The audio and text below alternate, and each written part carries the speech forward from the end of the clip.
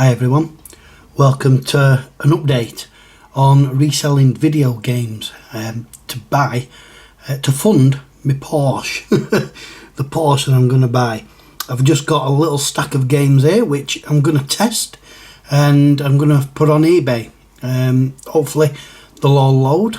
We've got 2 players software games, a Firebird, 3 players, 2 Rabbit and 1 Firebird, a Silverbird. These are not rare games at all, and they're not really gonna. I can only sell them really for a few pound each, but every little helps, as Tesco keep telling us. I've got the old trusty Commodore 64 set up, and we're gonna test these games. And I'm gonna run these through, and you can share the journey. Let's see how many we got. We've got 6 games. Let's see how many load.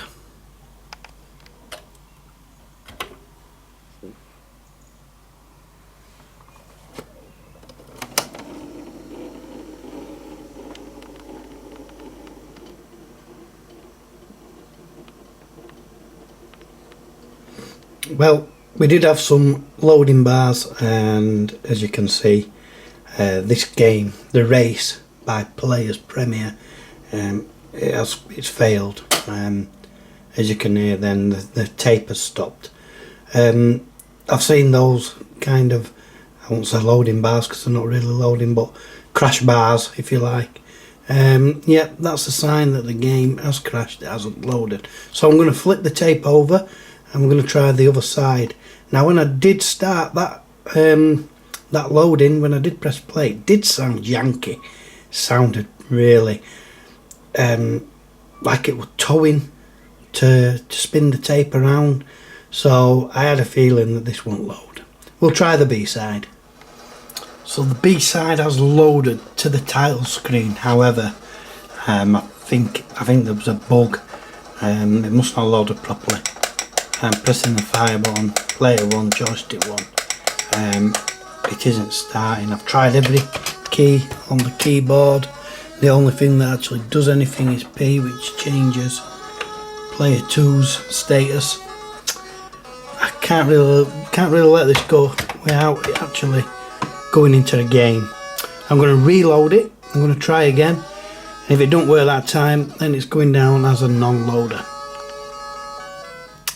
Second attempt did actually load again to the main screen.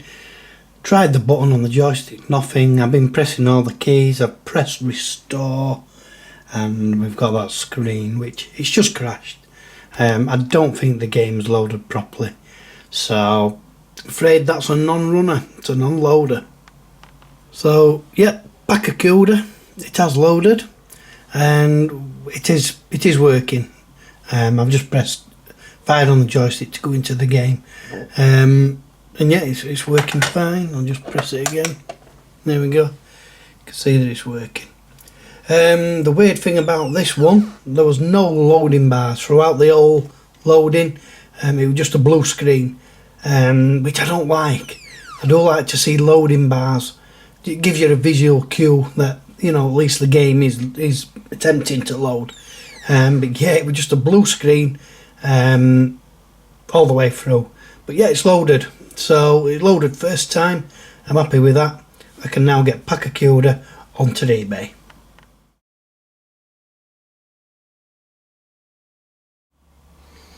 So the next game, Cylons by Rabbit Software again, has loaded. Again, strange one because it was just a blue screen all the way through, no loading bars. But yeah, it's loaded first time, so it's going straight on eBay.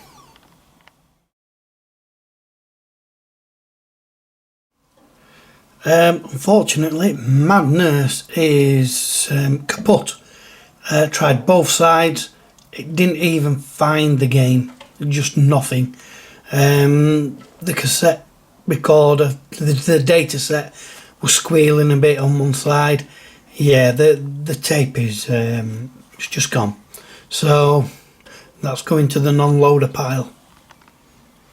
So this time we've got Radius by Players. This has loaded. It's an absolutely shocking game. It's a horizontal scrolling shooter, but it's dire. It's so hard. Your ship is sluggish as hell. The fire rate is poor, and the enemies are just too fast.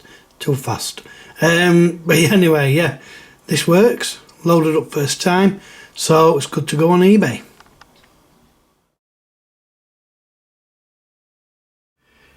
Yep, another loader, first time loader is Shanghai Karate by Players, and it's basically a one-on-one fighter. I'm not sure why, but it's got 2 players down. You can actually move one of these about, you know, yeah, but yeah, it doesn't look very good, if I'm honest, and certainly nowhere near in the same league as International Karate Plus. So, but you know, what do you expect from a budget game? Anyway, that's loaded, so let's get it on eBay.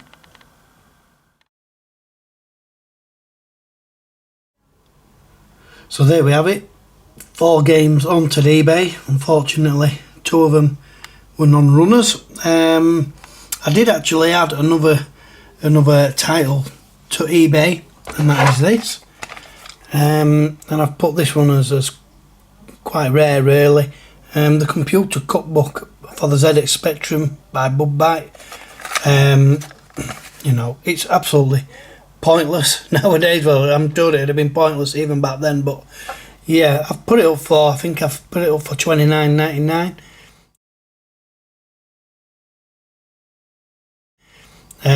You know, pretty sure that's not going to come up very often.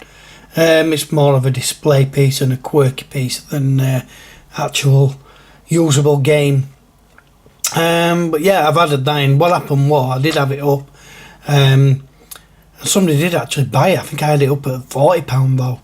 Unfortunately, not long after, the buyer messaged me saying that she'd made a mistake and she'd no idea why her eBay had actually bought it. She reckons that it were all accidental and somebody maybe hacked her account.